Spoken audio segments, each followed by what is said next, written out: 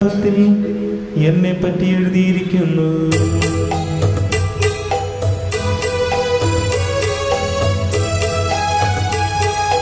എഴുതി നരകുലരക്ഷകനാം മിശിഹാരാജൻ തന്മൊഴികൾ സുവിശേഷത്തിൻ തിരുഗ്രന്ഥം പരിശുദ്ധാത്മനിവേശത്താൽ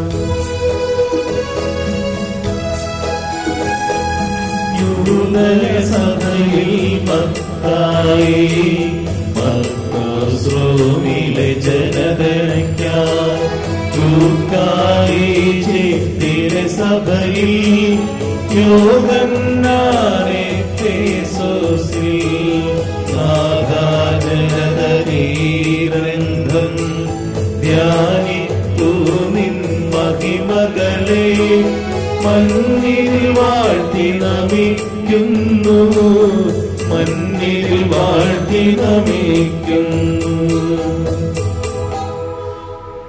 നമുക്ക് ശ്രദ്ധാപൂർവം പരിശുദ്ധ സുവിശേഷം ശ്രവിക്കാം. സമാധാനം നിങ്ങളോട് കൂടെ, ആത്മാവോടും കൂടെ. വിശുദ്ധ യോഹന്നാൻ അറിയിച്ച നമ്മുടെ കർത്താവ് യേശു മിശിഹായുടെ പരിശുദ്ധ സുവിശേഷം. നമ്മുടെ കർത്താവായ മിശിഹായ്ക്ക് സ്തുതി. യേശു ഒലിവ് മലയിലേക്ക് പോയി. അതിരാവിലെ അവൻ വീണ്ടും ദേവാലയത്തിലേക്ക് വന്നു. ജനങ്ങളെല്ലാം അവന്റെ അടുക്കലെത്തി. അവനിരുന്ന് അവരെ പഠിപ്പിച്ചു. വ്യഭിചാരത്തിൽ പിടിക്കപ്പെട്ട ഒരു സ്ത്രീയെ നിയമജരും ഫരിസേയരും കൂടെ അവന്റെ അടുക്കൽ കൊണ്ടുവന്ന് നടുവിൽ നിർത്തി. അവർ അവനോട് പറഞ്ഞു, ഗുരു, ഈ സ്ത്രീ വ്യഭിചാരത്തിൽ പിടിക്കപ്പെട്ടവളാണ്. ഇങ്ങനെയുള്ളവരെ കല്ലെറിയണമെന്നാണ് മോശ നിയമത്തിൽ കൽപ്പിച്ചിരിക്കുന്നത്. നീ എന്തു പറയുന്നു? ഇത് അവനിൽ കുറ്റം ആരോപിക്കുവാൻ വേണ്ടി അവനെ പരീക്ഷിച്ചുകൊണ്ട് ചോദിച്ചതാണ്. യേശുവാകട്ടെ കുനിഞ്ഞ് വിരൽ കൊണ്ട് നിലത്ത് എഴുതിക്കൊണ്ടിരുന്നു. അവർ ആവർത്തിച്ച് ചോദിച്ചുകൊണ്ടിരുന്നതിനാൽ അവൻ നിവർന്ന് അവരോട് പറഞ്ഞു, നിങ്ങളിൽ പാപമില്ലാത്തവൻ ആദ്യം അവളെ കല്ലെറിയട്ടെ.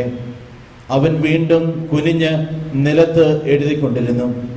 എന്നാൽ ഇത് കേട്ടപ്പോൾ മുതിർന്നവർ തുടങ്ങി ഓരോരുത്തരായി സ്ഥലം വിട്ടു. ഒടുവിൽ യേശുവും നടുവിൽ നിന്നിരുന്ന ആ സ്ത്രീയും മാത്രം ശേഷിച്ചു. യേശു നിവർന്ന് അവളോട് ചോദിച്ചു, സ്ത്രീയെ, അവർ എവിടെ? ആരും നിന്നെ വിധിച്ചില്ലേ? അവൾ പറഞ്ഞു, ഇല്ല കർത്താവേ. യേശു പറഞ്ഞു, ഞാനും നിന്നെ വിധിക്കുന്നില്ല. പൊയ്ക്കൊള്ളുക, ഇനിമേൽ പാപം ചെയ്യരുത്. നമ്മുടെ കർത്താവായ മിശിഹായ്ക്ക് സ്തുതി.